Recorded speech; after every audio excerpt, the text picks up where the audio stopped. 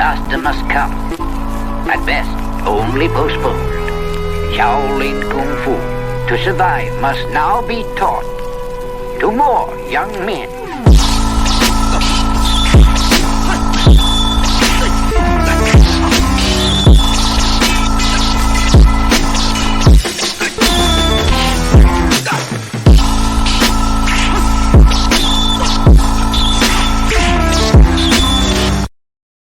Welcome once again to another episode of Fists, Kicks, and Flicks, the podcast about martial arts, movies, and life. I am one of your hosts, Eugene Plowden, and with me as always, my podcast partners, Joe Hartley and Angel Diaz. What's up, fellas? What's going on? How we doing? What's going on, man? I'm cool. All right, if this is your first time with us, I want you to know we are members of the Martial Arts Network. On Mondays, we have Raw with Mimi and Lump. Tuesdays is CTE with Chris, Los, and Trav. Wednesdays is us, Fists, Kicks, and Flicks with Gene, Joe, Mike, and Angel. And on Thursdays, you can get the Inside Scoop. For more information, just check us out. Oh, my bad. Inside Scoop with Alice and Jeff. My bad, fellas. For more information, you can check us out on all of our social media platforms. Just look for the Martial Arts Network on Facebook, Twitter, Instagram, and YouTube. Fellas, it's showtime. What's up, guys? How's it going, man? Oh, my bad, man. Yeah, I did it without my notes. I did it freestyle, you know. But Gene, I think that's like the first blooper I've ever heard you like have on that. That's crazy. Like, I didn't have my dad. That's the first time I didn't have the notes, you know, somewhere in the vicinity, you know. What's going on, guys? How y'all doing? Not bad. Chill week. Some work. Celebrated my dad's birthday. Turned 74 on Saturday. Okay. Hey, big ups, man. Big ups. So happy birthday, Pops. Happy birthday, Mr. Harley. Yes, sir. And that's all I got going on right now. I see you wearing your hat. They won today. Yes, sir. Yesterday, yeah. We're not gonna talk about our team that did not win today. Some reason that team finds a way to lose. You know, just like the Lions, ain't no different, man. That's what he was talking about. That's exactly what I'm talking about. I thought you were talking about State. That's what I thought you were talking about. No, State won. Oh yeah. They won. Of course they should have won. They played Western Kentucky, so I expected them to win that game. I mean, I didn't expect Western. Western Kentucky must be a good team. They scored 31 points. I'm assuming they're good. Kentucky ended up beating Florida Gators, and I did not think Kentucky was going to win that. So you never know, man. There was a lot of upsets. Yeah. Oh, okay. So, anyway, we're not going to talk about that team up there in Lansing, East Lansing. We don't talk about them on this podcast. Not on this one. Oh, so here we go. Okay, there we go. That's right. Get away. We got a couple of weeks and then we can debate. We got a couple of weeks. How's your weekend, Joe? Man, my week has been busy, man. I just got back from my seminar yesterday. Flew out there on Friday, came back Saturday night. And then today, just been busy, man. Just trying to get stuff together, and then just some little extracurricular activities that everybody's gonna end up seeing soon. So be on the lookout on the Martial Arts Network page. And oh my God, he put her in a body bag. That's crazy. But yeah, that's. I'm sorry, guys. I got it. I just saw that part. Look kind of nuts. But yeah, man, that's really just it. And then kind of just getting ready, man. Leave this weekend to go to Diamond Nationals. So that's really what the focus is on. Okay. Good luck out there. Did you say this is your first time going out there? First time, yeah. Okay. All right. So are you going to be back next week for the show? No, I'm gonna film the show. While I'm out there. Because okay. Me and wifey, we're spending a couple extra days out there. So I'm just gonna film it while I'm out there. Okay, from your hotel room. Okay. Yeah. Make sure hopefully the service is good. Yeah, make sure you go down and get your bucket of ice and have it right, close to you, so you don't have no problems, bro. Yeah. You got no projectiles. The ice is free. They give you a big bucket and everything, so you should be good. No, listen, I might be tired. Yeah, possibly. Out of town, competing all weekend. That's understandable, brother. It's understandable. Mine too. I had a nice week also. Nice weekend. I actually had a interview this week with LinkedIn, and it was going good. I wasn't able to take the position. They didn't offer me the position, but I did have a second interview with the execs, and I couldn't do it because the time conflicted with my dojo, and I wouldn't get off work in time to be able to, teach, and the salary they were offering, my dojo is making a little bit more than that. So that didn't make any sense to take that position, so I wasn't able to do it, So, but it was still cool, talking to those guys. It's nice to know people want you, Yeah. Find something else that works out better for your schedule. Yeah, with my current job, I do a lot of driving, and my territory is huge, man. If you know Michigan, the state of Michigan, I have as far north as Algonac, and as far south as Adrian, and I have everything in between. Yeah. Working at the post office, I that's the only reason I know what you're talking about, because I know all those addresses and where they are. So that's crazy. Yeah, it's ridiculous, man. Ridiculous. And sometime this week, I drive down to Adrian. Adrian's an hour and a half drive down there. I'll drive down there to visit the store and make sure that they are compliant. And there's nothing else around there. I'm driving through cornfields, to get down there. Farmland out that way, I believe. Yeah, it is. It is. Just to get down there for an hour and a half job and drive back. I went there for ridiculous a wrestling tournament in high school twice. Okay. Yeah, I remember the bus ride was about 2 hours because it was by bus. You know what? We were there all day and come back at night, so it was interesting. You know what? You mentioned that before. I never knew that you and Mike both wrestled in high school, because I never talked to you guys about high school before. So I didn't know you guys did that. I was always interested in getting a letter jacket, and the school wanted me for football. I played some football in 7th grade and 8th grade. I was always second string. I didn't know the game that well, and I was just big, so they just here push people around.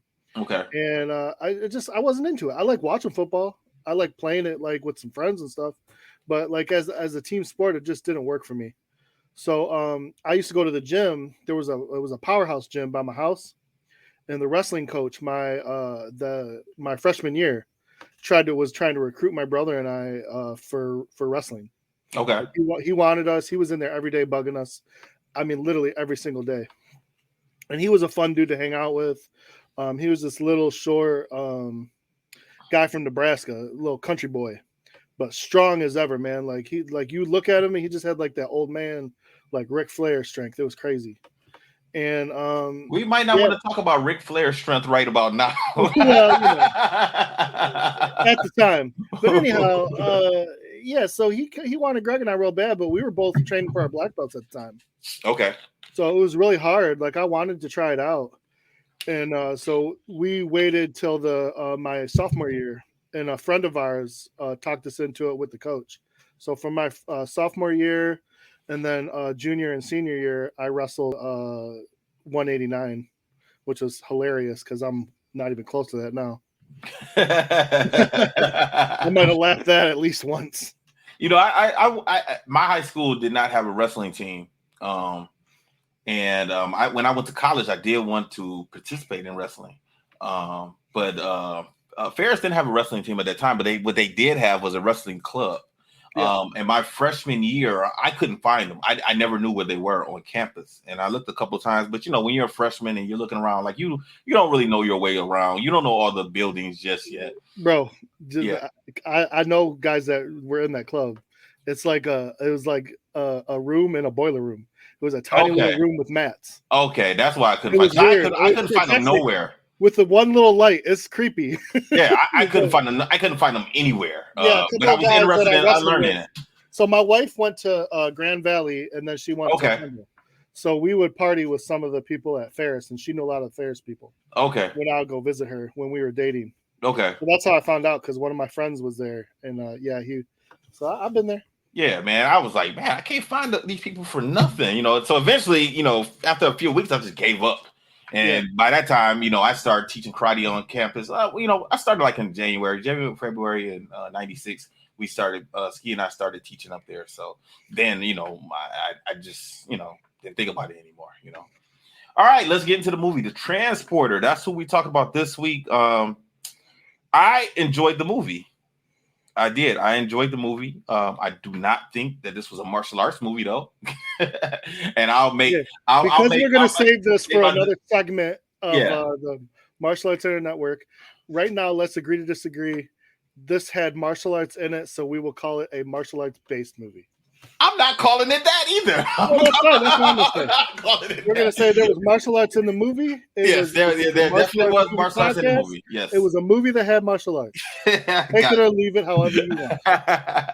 All right, Joe. I'm going to let you, this is your movie you picked. I'm going to let you lead the show tonight. And I did watch it and I got notes on it. So I'm just going to follow you and, you know, Angel and I will just jump in when we have questions or different things to talk about. Yeah, of course. So, you know, the movie is The Transporter, and the idea of The Transporter is Jason Statham plays Frank. Mm-hmm. If he has a last name, I don't know what it is. I've seen this movie a bunch, but, you know, Martin. What it is. Huh? Frank Martin. Frank Martin. All right, perfect. See, I'm not great with names. I don't write stuff down like Gene, but that's, you know, that's me. I'm my own guy. I do what I want. Anyhow, so Frank is basically he's a driver for hire, you know, and that's all you know about him at the beginning of this movie. The movie starts off, he is driving in his car. He's got a nice black BMW. Looks like he's in London, something like that, France, Paris, somewhere where they speak French. Yeah, south of France. Yeah, he's a gangster Uber driver. That's what he is. Gangster Uber driver before Uber was really around. Right. I like that. But, you know, we're going to learn a little bit more. We're going to learn some more about Frank later on because there's more to Frank than meets the eye. Right. So his car just got blown the fuck up. That was crazy. You do realize we're doing the show right now, right, Bugs? Sorry. I'm sorry. I'm just saying, like, that just threw me off, man. But, go ahead, Joe. There's more Bugs than is discovering this movie as we're doing the podcast. Fantastic. So, we don't know where Frank's headed right now. You know, he's headed somewhere, and he pops up, and all of a sudden, we hear what seems to be a bank robbery, and Frank is the getaway car. That's what we find out. And Frank is a guy who he's got rules. He follows the rules, and he doesn't like to break the rules because then, in his mind, you break the rules and everything goes to hell, and everyone gets caught. So there are 3 rules: never change the deal. Yep. No names. And never open the package. Got it. Those are his 3 rules. So the first thing we find out is there's already been a rule broken with these fellow bank robbers. They were supposed to be 3 guys at a certain weight, and there's 4 guys. And Frank is already upset about this, but he handles himself pretty well. He's very soft-spoken for the most part. Mm-hmm. Tells the guy with a gun to his face, hey, well, you got to be 3 guys, and it has to be this amount of weight. And he proceeds to explain to all these guys why this has to happen. Otherwise, they'll get caught. So the solution ends up being someone gets shot and has thrown out of the car. Now there's 3 guys at, I think it was like 240 kilos or something like that. 256. Yeah. So and he, you know, his explanation to me was, I mean, it was pretty good. You know, the weight distribution of the car, the gas amount to get him to the destination, shock absorption. You know, the guy's a car guy, so he knows. That's why he has these rules. He knows what's going on, and he needs to be efficient so he can finish the job A to Z. You know what I'm saying? All right. You guys got any questions? No, not so far. I thought it was pretty. He didn't. The guys didn't hesitate to shoot their friend in the head and just dump his ass on the way. So you know they seen the police coming, and I mean, you know, you don't want to get caught. That's the whole idea of this whole thing. And Frank definitely doesn't want to get caught. So Gene brought that up. I was just about to say, like, I had a problem with that first scene. Okay. When they shot him, who was on the outside of the car? You saw those people coming up? Yeah. Yeah, well, you hear noise from a bank robbery and you see a car. Yeah, you're trying to figure out what the hell's going on. I thought it was security from the bank. That's what I thought because they were looking like they were about to surround them. Yeah, that's what I thought. My whole issue was they waited like Frank had this conversation, and they just watched him have a conversation, and they didn't really do much. And then once the guy got shot, then they backed up, and then right when he went to put the car in drive, then they went to rush to the car. I was like, why are we? Like I said, I was like, well, that was stupid. Like, why did they just watch him have a whole 2-minute conversation? That made no sense to me. To then wait for the police to come.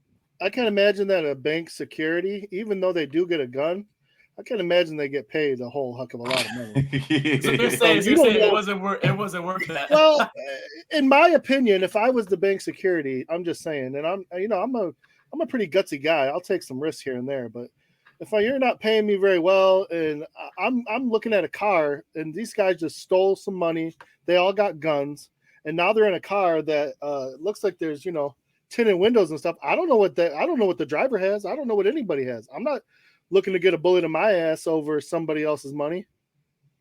So I'm just gonna chill out and let the police handle this. You know what I'm saying? If they didn't get them on the way out, you're not gonna get them in the car, right?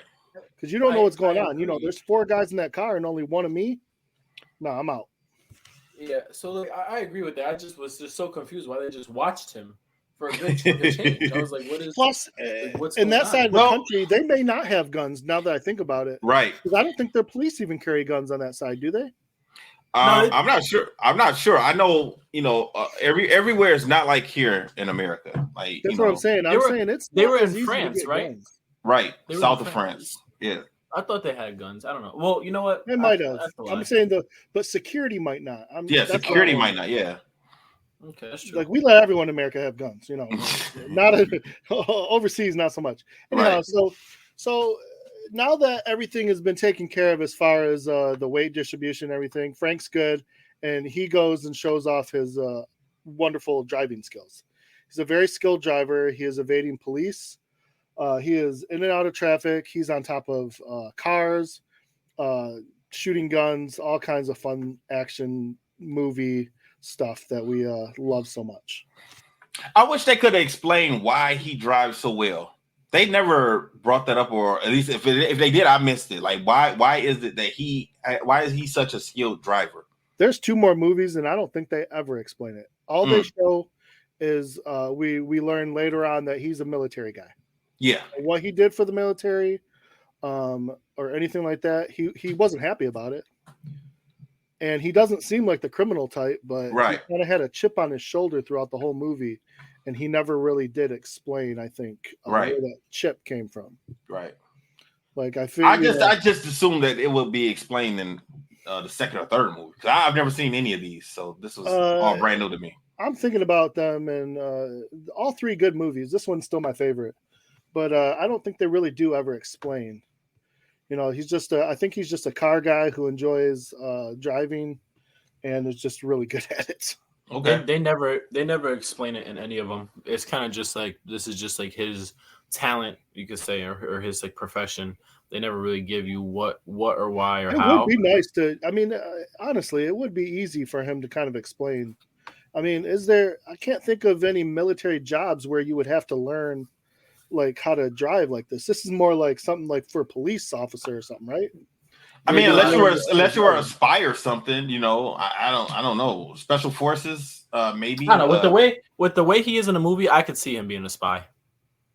Yeah, and special forces for sure. Yeah, I can see him being that. The one thing I also wanted to point out in the movie was, so I don't know about you guys, but like when I saw him driving, and I saw like how they had guns. Like, to me, this is just my impression. I felt like we were just watching, like, Fast and Furious. Yeah, I did, too.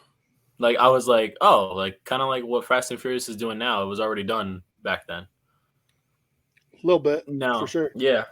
Yeah, and just in terms of the driving scenes, not the extra stuff. The extra stuff, I got you. Yeah, I got you.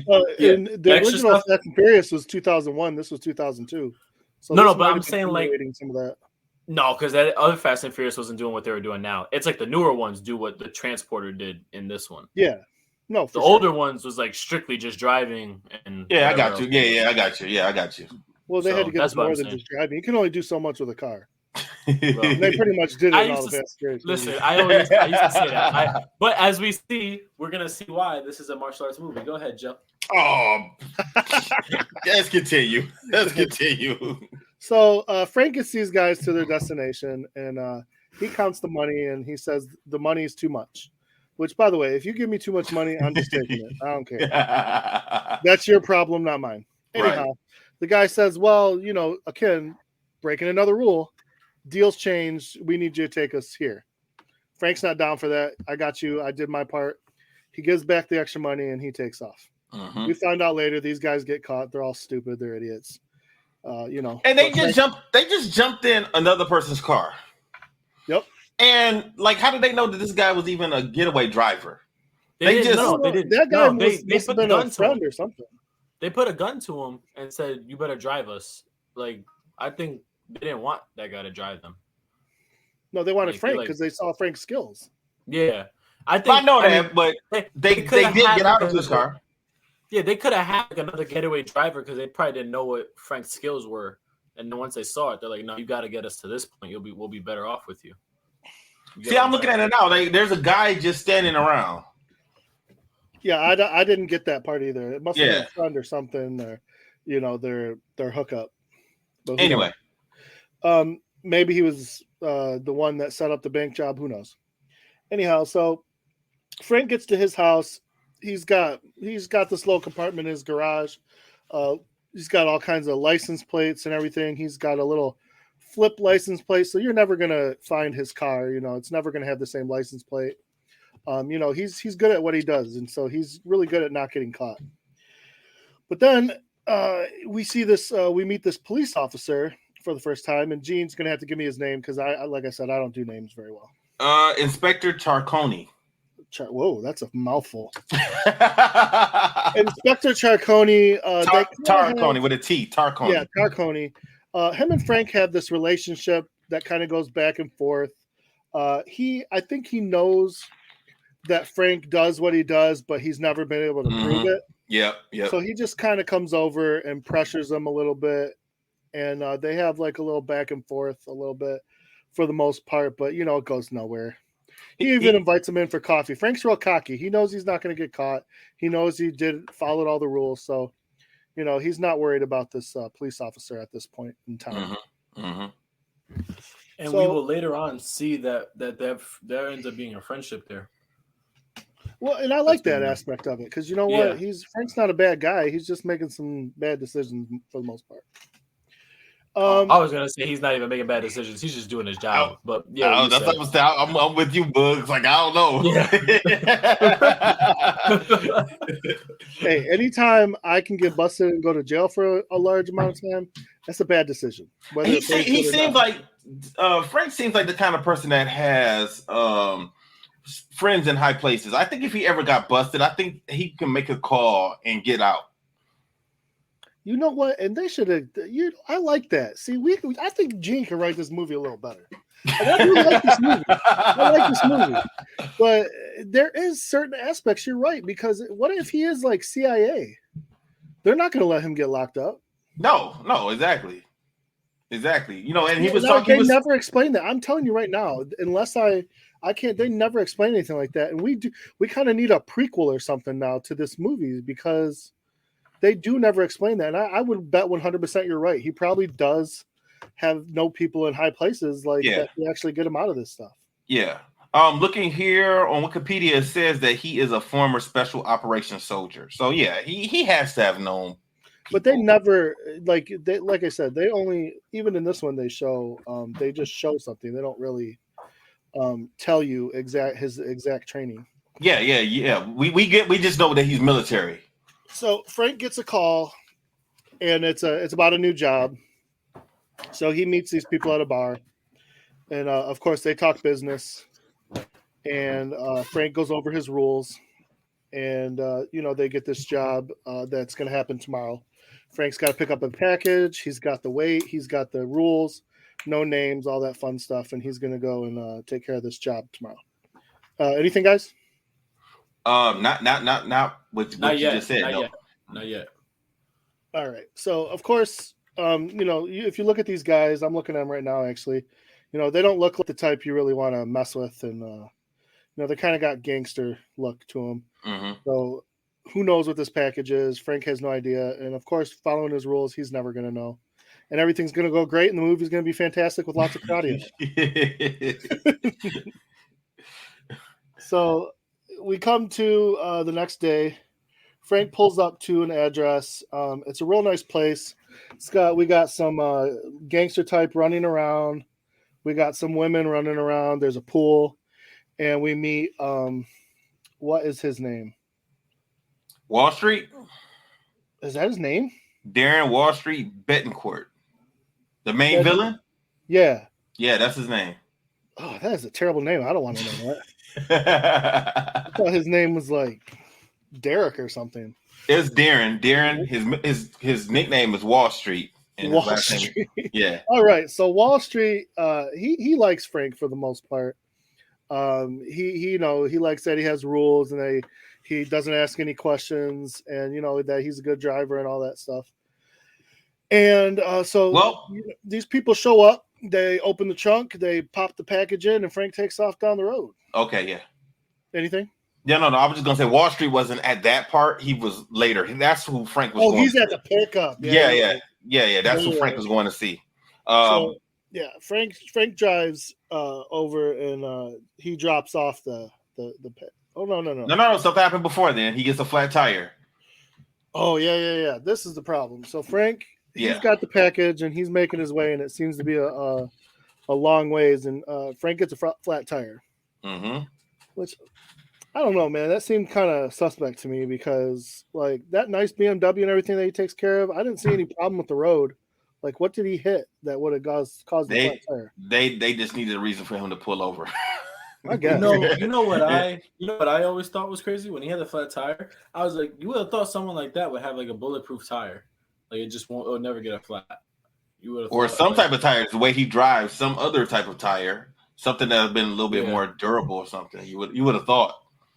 Well, Frank fixes. He goes to fix the flat, and he's got to get his spare tire out of the back, and he sees the package for the first time, and it's moving. So he realizes there's a person of some type in this. You know what? I was thinking, what if it was a dog? It could have been some type of animal that was stolen, some type of exotic animal or something. It could have been like a lion or something. That would be in a cage, more or less. Maybe putting that in a duffel bag. Really, you shouldn't be putting a person in a duffel bag. Put a human in there. All of it's strange. Honestly, all of it is pretty strange. But go ahead. That's how we get this movie. So Frank is kind of intrigued, but of course he's got to follow his rules, so he just kind of ignores it. The way I gotta laugh because the way he just he sees it moving, he just kind of pushes it out of the way. Yeah, pushes it out of the way so he can get his tire out. Get his tire out, fixes the tire, puts the everything back. And I mean, this whole time you can't tell me you're not like, this is not right. Like he just he obviously, because he goes into a gas station and gets something to drink for this. Yo. His car got blown the fuck up. That shit was wild. Bro, we're not there yet. I'm sorry. I just still can't get it. What the hell? I just still can't get over that. Go ahead, Joe. I tell you, we could just watch these shows at separate times on the podcast and just have people lost right now. I'm like, fist kicks and flicks confusion. What? Sorry, I could not get over just that scene. But when it comes up, I'll say why. Well, so you're gonna even be crap your pants even more later down the road. If it's at the point you're talking about, then I'm so lost right now. Go ahead, Joe. Anyhow, Frank's at a rest stop. He's he's taking his time. He's having a little sandwich and a drink and everything, and he stops and he grabs a drink and a straw. So he's gonna investigate the package and try to quench their thirst and everything like that. And so now he's already broken rule number 1. Uh-huh. And this is pretty much the point where everything kind of in the movie goes wrong for Frank. Well, this didn't make any sense to me. Because he takes the package and he goes to Wall Street. and his guys come out. They well, you know what? Something else happens before we get there. Also, the package, the package is a young lady, and she's making a lot of noise in the back. So he stops again. He gets out, and he talks to her, and then she tells him that she has to go to the bathroom. Would you have let her go to the bathroom? No. Nah, I probably wouldn't have either. Especially if I'm doing what he's doing. Listen, every movie you watch, when you have a kidnapped victim and they want to go to the bathroom, it always leads to the same thing. They're trying to run away.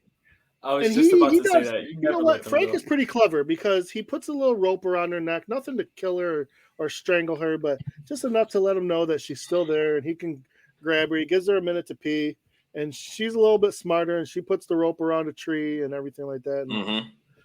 But of course, she runs away. Yeah, she runs away, and Frank grabs her, puts her back, puts the tape over her face, and he's ready to be done with this whole package because now it's just he's already broken rule number 1, and it's not going well. Number 3. Is it number 3? Yeah. But keep going. It's no big deal. He broke a rule, so and that's not normal for Frank, and that's why things are, they're going to go bad for him. Anyhow, he finally gets to his destination. He's a little late. Wait. He has to catch her. And when he catches her, he comes back, and when he comes back, there are 2 police officers. And now he has to explain that, but he doesn't. He ends up just beating those guys up and then throwing them in the trunk. No. So tell me something, Gene. Yeah. Is there a certain way that Frank beats these people up? Like, is there a special technique that he uses? We don't know because all we see, we see him with the girl on his shoulders, right? Oh, he didn't throw any kicks? I don't remember. Oh, you didn't think he threw some martial arts kicks? I'm not saying that they look like martial arts kicks to me. Hey, hold on, man. Let's come on. I mean, I'm quite sure that Angel's favorite actor, Matt Damon, has thrown kicks and punches in movies. I'm quite sure he's done that, right? But does that mean Matt Damon movies are martial arts movies? Oh God. Bugs, what do you say? What do you say? Is Matt Damon a martial artist? Matt Damon is a something. Okay, I'm.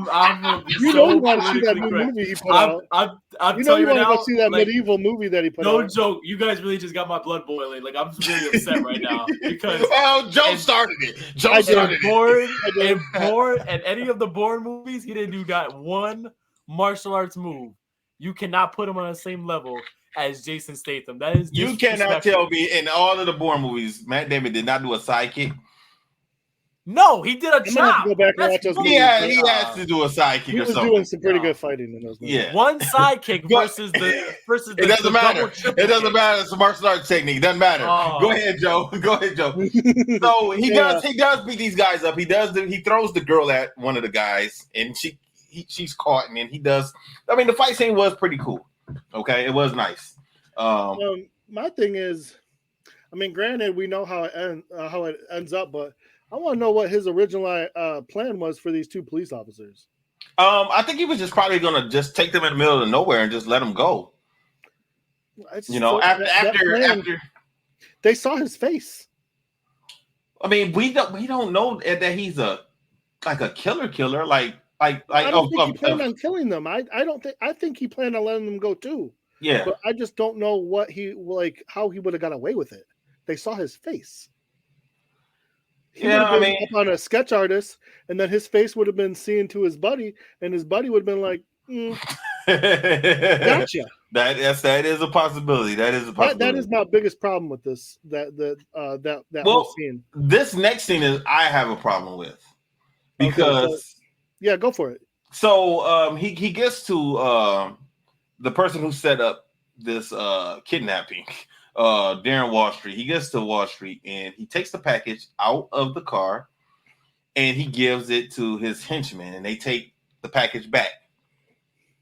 And then Wall Street wants him to make another delivery for him, something new. And he gives him a package and he tells them to, deliver this wherever, right? And then this is Angel's part. He agrees and he leaves. Okay, but now here's my thing. He would have never agreed to that, but he was frustrated. At this point, he was frustrated, so he just said anything to get out of there. Yeah, sure. This was a new deal though, so it's not like it was an alteration of. I agree, but listen, remember with the bank robbers, he wasn't going to take a new deal, so this is out of the ordinary for Frank because he's frustrated. Think about it. Possibly, he never would have took that package if he wasn't frustrated because that he don't make new deals on the fly. He likes to plan things. Yeah, you're right. Okay, now. So he takes this new package and he drives away, and he has the police officers in the back of the car, and he stops just like before, gets something to eat, and then he gets ready. He gets ready to go back to the car, but he stops and he turns around. He gets some Pepsis, 2 of them. So we assume that he was going to do the same thing that he did with the woman to the police officers, and then the car blows up. This is Angel's part. The car blows up, but why? Why? Like, why would they do that? Like, because later on they say, well, I'm just going to skip ahead. Later on they say that they did that because he opened the package. How would they know? They would not have known that. Like, all he did was take the package out of the trunk and gave it to them. That's it. I think they were getting rid of him no matter what. He's a witness. They don't know what she told him, if he did open the package or not.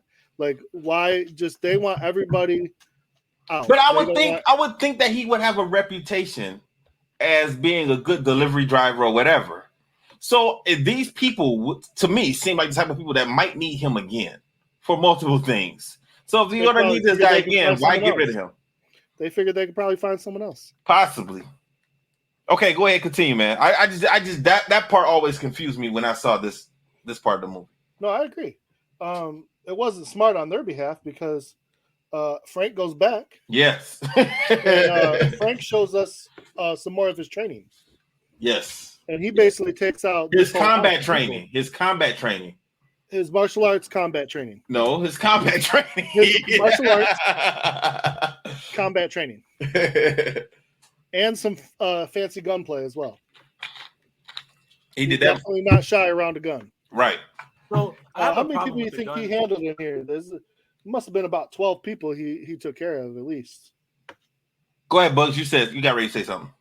Well, 2 things. One, he was kicking ass, and if you say that's not martial arts in that, I don't know what you're even talking about. He was doing jump split kicks. Yeah, exactly. I was about to say he did a jump kicks. split He was kick. doing martial arts. At any time in this movie, did they say that he was a martial artist, or did they refer to him as a martial artist, or anything?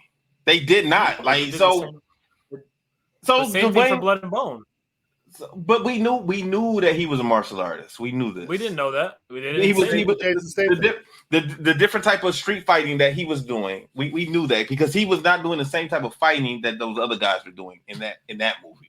So we knew he was a martial artist. All right, hold on. That's we're just gonna say that for another one. The other thing I was gonna say was I don't know about you guys, but I don't like and this goes for all throughout the movie. Anytime any guns or how do I want to say this? Missiles were shot. I didn't like the CGI on them. Well, I think that you are used to how things look now compared to how things looked 19 years ago. No, but even like if you were to see like Triple X, like when this came out around the same time, if someone shot a gun, they didn't like make it like a you just like, you know what I mean? Like when the bullets were flying, it just didn't look good. I didn't like it. Maybe the budget was a little lower than. No one knew Jason Statham at the time. I didn't. I did. Seen or heard of him until this movie. I knew of him from the Italian Job. I think he was in. Was that before this? Yeah, I believe so. Was. No, I might have actually saw this before I saw that. Okay. Go figure. So I might have saw this one first. Okay. Now that I think about it, but yeah. So he goes back and he's beating these guys up. The Italian Job was after. It was after. Okay, so I saw the Italian Job before this. Okay. Either way. God damn, the box office was amazing. Jesus Christ. Oh, that was a huge cast. Come on. So Jason Statham, he beats up everybody, basically kills everyone because they're all trying to kill him, and he steals a car. Not as nice as his car, but it's a decent car. And on his way out, he discovers the girl whose name is Lai, by the way. That's her name. so we don't have to keep referring to her as the girl. She's in the back, Okay. still tied to a chair. How did she get in that car? Exactly. That was. She opened the car door. She climbed in. She closed the car door and That's what I'm saying. He struggled with the chair. He struggled getting her out of the car with himself. So there's no way she got in that car. I mean, movie magic, whatever. We'll go with that. But whatever. That's all good. So he struggles. He takes her out of the car, and then he goes back for her because he feels bad, and I think he wants some answers. Yeah, because he was about to leave her. He was about to leave her. He should have. Angel, you got something? Yeah, I just want to let you know. I looked it up. Ended up being budget for the movie was $20.5 million American dollars, and they ended up making $43.9 million box office. Yes, yeah, it's a profit, but it's probably not what they wanted. Probably could have done more. Probably. Well, you never know. I mean, honestly, like how you're saying it, Jason Statham wasn't like this movie made him super like famous. So like before he was already. Yeah, before he was already kind of known, so I feel like they were taking a chance on him. But in all seriousness, like I think for him and for what they probably were expecting, that's pretty good. At least I think so. Yeah, that's true because no one really knew. I think it's pretty good. Second and third probably did better, or at least the second. Oh hell yeah! So, he ends up back at his house with this girl, and he's learning more about her. Her name is Lai. He makes her something to eat, and he goes to take the tape off. And again, he loves his rules, so he tells her, I'm going to do the talking, and you're going to answer my questions. And of course, right away, she doesn't listen. He asks one question, and she wants to answer 10. So he puts the tape back on, and he says, okay, let's try again. So he basically says, what kind of crap am I in right now? Like, how bad is this? And she says, really, really bad. So he leaves her in the house. With this, I have a problem with this. He gives her some noodles, which kind of racist, but okay. She's Asian. I'm just saying. Maybe that's all he had in the house, maybe not, but that was a little racist. Gives her some noodles with some chopsticks. In France? Come on. I was thinking the same thing. That's why I'm laughing. But here's the problem I really have. That one made me laugh a little bit, but it is what it is. But my biggest problem was you're leaving a stranger in your house while you go to bed. Yeah. Like, what would stop her from finding a gun and killing you? Yeah, because he doesn't know anything about her. She could have been a bad person. He doesn't know anything about her. How much shit am I in? She says a lot. And then he's like, I'm going to go to bed, and I think better when I'm in bed. Meanwhile, on top of, listen, I just saved you, even though technically I was the reason that you're in trouble in the first place. I saved you. I fed you. And now you're roaming around my house? Right. Like, bitch, go to sleep. That needs to be a shirt. I'm just saying, why are you rummaging through my house? What are you looking for? Buzz, what do you think? I'm gonna be honest with you. Like when she did that, I got kind of mad for him. I was like, "Will you stop touching stuff?" And look at you, you dropped the damn case. Like that's what you do. Okay, making so much damn noise. Listen, don't bring strangers in your house and then have them go through your stuff. Like that would bug the hell out of me. So anyhow, let's continue. So here we are. The next morning, she's trying to kiss she's up. She's trying to butter him up. She's made some treats. She's got some coffee and some tea for him. Some flowers. Yeah, some flowers. She's really trying to work an angle here, and we don't really know what for. But meanwhile, she goes out to get the milk, and here's our buddy again, the police officer, Inspector Tarconi. Yeah, and he's trying to figure out what happened because he shows up, and this time he takes the invitation for coffee and for some breakfast and everything, and he has Frank's burnt to hell license plate to the car that blew up, and he wants some answers. And of course, Frank being Frank, he has all the answers. He says, "Oh, that car was stolen." And he says, "What do you mean? Are you going to report it?" And Frank says, "Yeah, I was about to go do that right now." Right. And so he plays everything off real smooth, and of course, Lai ends up helping him. She's a pretty good liar, so they get him off, and he leaves. And now we're wondering what's going on, and they're having a conversation, and all of a sudden we have gangsters and bad guys outside with semi-automatics and some kind of rocket launcher. A couple, yeah, because they shot a couple of them. Yeah. So those rocket launchers were crazy. Yeah. Now, when that happened, the inspector wasn't far. He should have instantly turned back around or called in some backup or something. Like he had to have heard all of that. He couldn't have been that far. There's no way. Yeah, there's no way. So I had a problem with that part. Yeah, you know what? You got to rev the. I mean, movie time. That they might say that was a half hour, even though it was like 2 minutes in our time. Mm-hmm. You know, you gotta brush that stuff off. So Frank's house is kind of. I mean, it's a nice house, but it's kind of like set up almost as like a base. How did they know where he was? That's a good question. I mean, they don't even know his name. Yeah, they did, but they went right to his house. There's no way they could have known. They had to. You know what? Maybe there was LoJack on the car. Mm.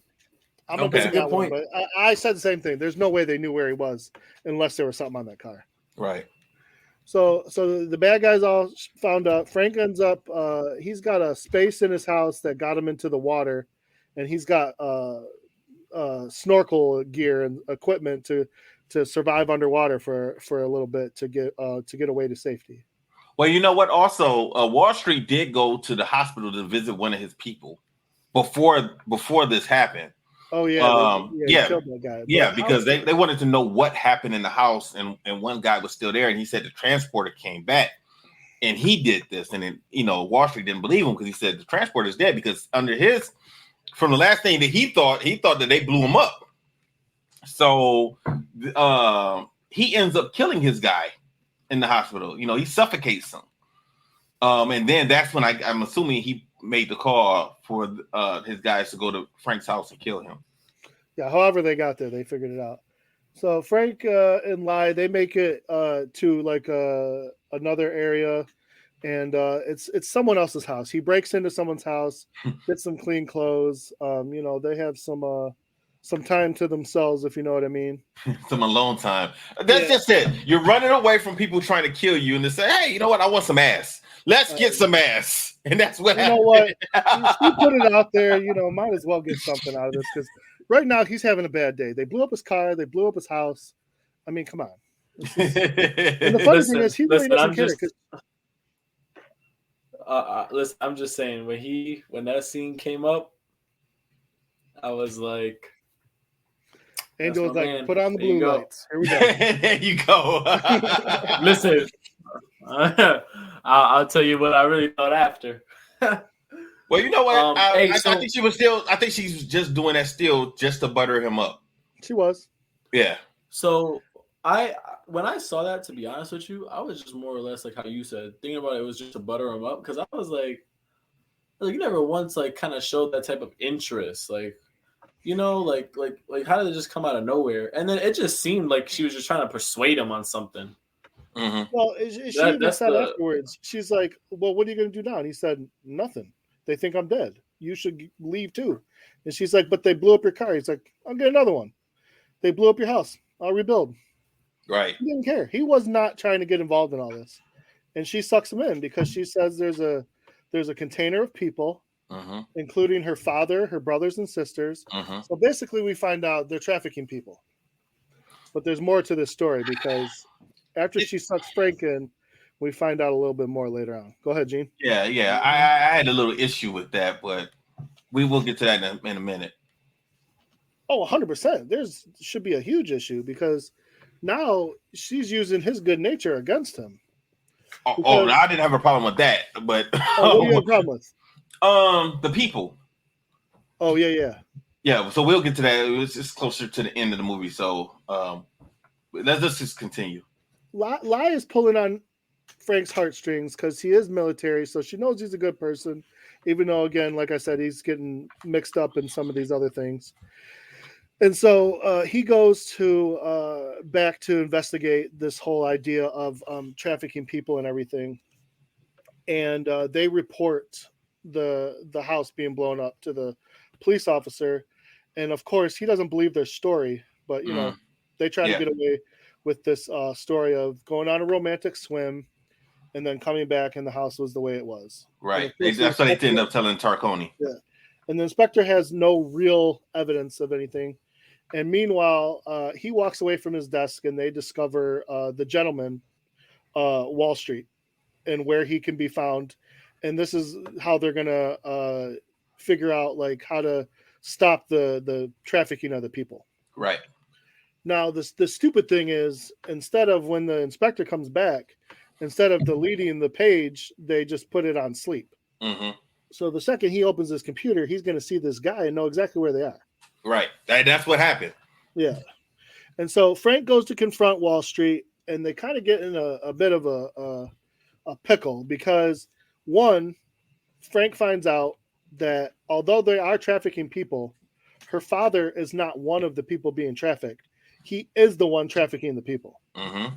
Yeah, because he's there. He's partners with Wall Street. Yes, he's partners with Wall Street. And so this whole thing is getting kind of turned upside down on us now. In Frank's world, he's starting to find out like he really got involved in something he should have just not been involved in.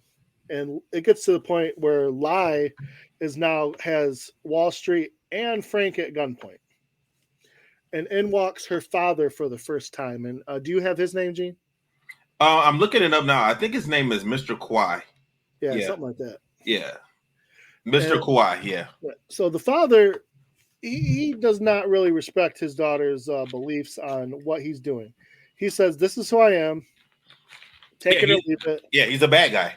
Yeah, like you can either get on board with it or you can, go about your merry way. But this is happening whether you like it or not. And during this whole process, Frank gets knocked out, and then the police show up, and they take Frank to jail, which is dumb. Because, I mean, they're basically saying Frank broke in mm-hmm. and that he came at them, which I'm sorry. You got a bunch of gangsters in a room. You're going to tell me that the dude that's been kind of, beating everyone up and been on the side of good the whole time, he's the one that's going to be starting stuff? Well, luckily it was Inspector Tarconi, and I think it's Tarconi. He knew that Frank is a good guy. But his hands were tied until Frank started coming clean. Yeah, he needed to pull him. I think that he took him to jail just to pull him to the side and get some answers out of him. Yeah, and get him out of his current situation. Where exactly. Because if the police hadn't shown up, he would have been killed. Oh yeah. Now I'm not sure. Do you think the dad, like, what was his original plan with her? I wonder. Like, why did they? I feel like up as a package. Like, I never kind of figured out what he wanted for her. I don't know. I don't know at all. Because he didn't want her dead. No. I mean, maybe she was trying to interfere with the containers being delivered, and they needed her out of the way to stop her from interfering in that. Yeah, that's what That's the only thing I could have thought of, because I don't know. Now here's another part I do have a problem with. So Frank is in jail, and the inspector comes and talks. They're talking, and he basically tells Frank, "Listen, quit with the BS. Tell me what's going on so I can help." Mm-hmm. So Frank kind of gives it to him straight, and they decide that there's too much red tape for the police to be able to handle this on their own.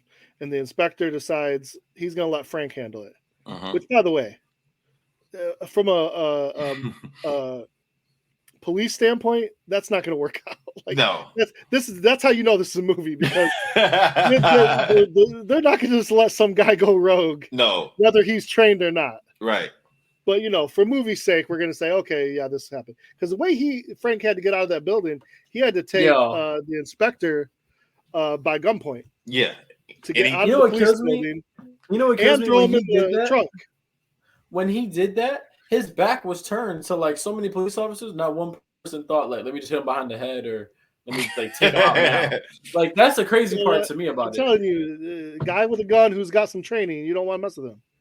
So I'm gonna speed this up just a little bit because everything else is kind of filler. Frank gets on a boat. He goes to take care of these all these people.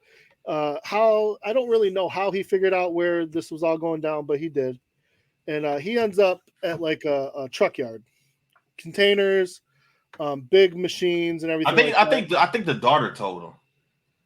I think she mentioned it. Oh yeah, you're right. They had an idea because of where that guy works and everything. So this is the part I want to get to. There is a fight scene.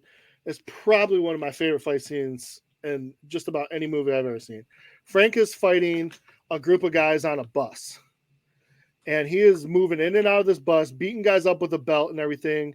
And then he gets outside of this bus, and there's about 6 to 8 guys, and they pour oil down. Yeah. And everybody, including Frank, is slipping around in this oil. And Frank is able to maneuver a little bit through it, but he still can't get his footing until he discovers like a 10-speed bicycle. And what he does is he takes the pedals off the bicycle, and now he can move through the oil and just beats the crap out of everybody using martial arts, oil kung fu, whatever you want to call it. And So, I've always enjoyed that fight scene. I don't know how you guys. I did. I liked all the fight scenes. Yeah. I liked all of them. So That's one of my favorite fight scenes. That to me, I was just about to say, Gene, that's my favorite fight scene. Like the fact that he thought that much about it is just so dope. It was creative from a director standpoint. Like whoever came up with that was pretty creative. Yeah, it was. Even down to him using the bike pedals. So after that, Frank gets to the trucks, and there's a couple of people, including Wall Street, and the father, Lie's father, and I think they put Lie in the front of the truck or the back of the truck? Was she tied up with them in the front? I thought she was she was in the back seat with her dad, I thought. Okay. So Frank her dad was in the passenger seat and she was in the back. Yeah, that's what I thought. Yeah. But I don't think she was tied up though. Okay. So yeah, or maybe she was being held at gunpoint or something like that. Yeah. So Frank, he's got to take out this truck and help these people, but he's also got to deal with Wall Street, and he's got to deal with the father. So hold on. So he's driving along, and his car overheats.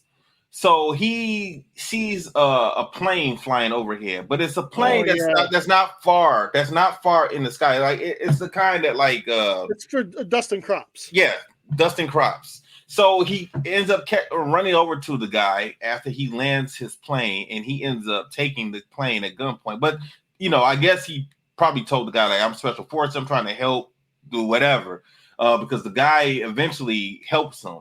Now, they are all in the car. These people should not even be thinking about Frank. But when the plane flies over, they're all looking up at it as if they know that Frank is coming. That was dumb. He kept showing up out of nowhere. So every time they thought he was dead, he showed back. If a guy you thought was dead kept showing up, you'd be seeing ghosts. Well, yeah. I mean, I would not have thought that this was Frank in this plane. I just wouldn't have. No, the plane buzzes over them and then flies away.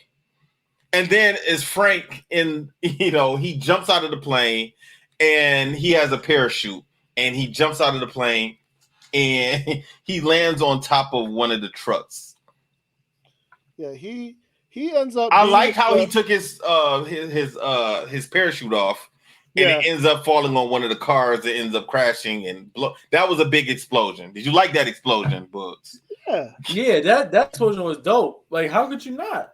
Like, you know what? Not wasting explosions like some of these other movies. I was just about to say that. Right. Like, the explosions in this movie, it like made sense. Like it was they did. Like, and to be honest with you, it kind of caught me more off guard. I was like, oh, like I did not see that coming. So yeah, I definitely love the explosions in this movie. It was awesome. Go ahead, Joe. Well, we're gonna wrap it up. So Frank takes out Wall Street from the front seat of the vehicle. Yeah. He takes him out, and then he ends up in a scuffle with the dad, with Lie's dad. And Lie ends up with in something with someone else, but we don't see that part.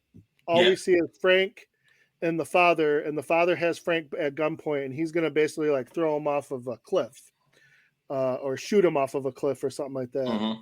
And you hear a gunshot in the background, and so we assume that Lie got shot. Yeah, because the dad told his henchmen to shoot her if she caused any problems, or if he didn't come back. Yep. And so now it's just Frank and the father. Frank grabs a rock, which I'm not even sure what he planned on doing. I was waiting for him to do something, and then they have a standoff. Well, since this is a martial arts movie, quote unquote, I'm assuming he was going to probably turn it into a ninja star and throw it at him. That's what I was thinking. Well, he should have. Right before he died. I mean, that's the only thing that could make sense. Go ahead, man. Wrap it up. Yeah. So, they're like a bad guy does. Instead of just shooting Frank like he should have, he talks too much. And his daughter comes up and actually shoots him and kills him. And she even says, I know he was a bastard, but he was still my father. So she's torn, but she didn't want Frank to die. Right. They release all the people from the containers. The police show up. And we have a bit of. They did not do it they did for one container. It was two trucks, and they just stopped one, and the other just went away. With no explanation. Yeah, we never see it. I thought they stopped them both. No. They stopped one. I didn't see the second one get stopped. But at the end, when they're pulling back, we see the people are getting out of one. Now, maybe the second one has some egg rolls. I'm not touching that. I'm not touching that. Now, this is my problem. We don't know why those people were brought here. We don't know if they paid to come here. We don't know if they were kidnapped or what the purpose of those people were. Like how do we know? Like, how do we know? Like, how do we not know? Like, those people did not come over here for a reason. Like, they planned to come over here. My guess is they paid, but Wall Street even said out of the 400 that were in that container, so far 5 had died. So right. I mean, it's not great. Right. Not a good way to travel. Right. But I mean, if those people wanted to be here, so say they were illegal. Okay. Well, they are illegal. So they're pretty much about to get sent back to wherever they were from. More than likely. So if that's the case, so is Frank and Lai, were they the bad people? And the dad was really the good people trying to rescue these people or bring them into France? I don't think so, because I think their idea is these people are giving up like their entire life savings to do this, and they could die on the way. Well, they just lost their life savings and about to get their ass shipped back to wherever they came from. I mean, maybe not. Maybe they'll have a heart and they'll figure something out. Yeah, maybe. Well, that is the Transporter. Like I said, I like the movie. I would give this an A-. There's only small things, but nothing really stopped me from enjoying the movie. Yeah, I'm gonna give it an A. I mean, I've always liked this movie, and it definitely has some really good fight scenes. Yeah, I like the fight scenes. I did like the fight scenes, definitely. What did you give the movie, Angel? An A. Okay. All right, so we all in agreement. Yeah, it was a solid movie. Yeah, okay. I just rewatched the scene where Wall Street died because I was just thinking, I just thought he just got knocked out of the truck, and I was like, well, that doesn't necessarily mean he's dead. He could just be messed up a little bit, I thought he got ran over. No, we didn't. I just looked at it again. I didn't see him get run over. He just got knocked out of the truck, and so seeing how I didn't see the other movies, I thought maybe he might have showed up in something else, second or third film or something. No, they both the second and third movie both don't even. The two different movies, almost pretty much. Okay, all right. So that's it for the Transporter. Are we watching Transporter 2 next week? Is that what we're doing? Hell yeah. Okay. That movie's really good. Okay, I ain't never seen them. This is my first time watching these movies. So second one was my favorite. Okay. So I see they rebooted the movie also. They have another one. That one, and I refuse to watch it. If it doesn't have Jason Statham, I have no idea who's in it. It's called the Transporter Refueled. Yeah, I won't watch it. And they had a television, and they have a television show. Yeah, they have a television. I might have watched a television show. Nah, man, it's on USA Network. Don't watch that. It's trash. You hating on USA Network? They don't really make good shows, man. I don't know. To me, they don't make good shows. But whatever floats your boat, by all means, it's better than Matt Damon. So I don't care. Oh man. Okay, so we're gonna wrap it up for Fist Kicks and Flicks with the Transporter. Next week we're gonna watch the Transporter 2. You guys got any closing remarks? Anything to say? No, I'm good. Yeah, no, I'm all set, man. All right, cool. Well, everybody, you guys stay safe, stay strong. Make sure you listen to all of the shows on the network, and also be on the lookout for our new show, which I'm assuming is dropping sometime either this week or next week. I have no idea, so we will see. Like I said, everybody stay safe, stay strong. We'll holler at you guys next week. Director, play my music. Disaster must come. At best, only postponed. Shaolin Kung Fu, to survive, must now be taught to more young men.